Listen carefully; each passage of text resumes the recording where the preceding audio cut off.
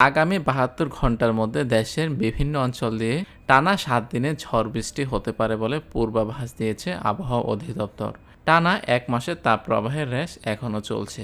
তাপমাত্রা কিছুটা কমলেও পুরোপুরি স্বস্তি ফেরেনি। ৪ বিভাগে বইছে মৃদু থেকে মাঝারি তাপপ্রবাহ। তবে আগামীকাল তাপমাত্রা কয়েক ডিগ্রি সেলসিয়াস কমে দেশের বেশিরভাগ অঞ্চল থেকে তাপপ্রবাহ দূর হতে পারে বলে জানিয়েছে আবহাওয়া বিভাগ।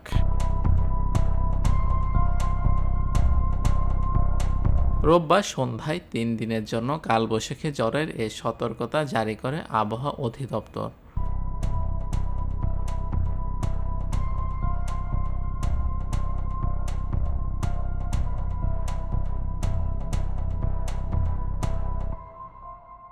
আবহাওয়া দপ্তরের তথ্য অনুযায়ী রোববার দেশের সর্বোচ্চ তাপমাত্রা 40.3 ডিগ্রি সেলসিয়াস ছিল চুয়াডাঙ্গায়। ঢাকায় সর্বোচ্চ তাপমাত্রা ছিল 36.7 ডিগ্রি সেলসিয়াস।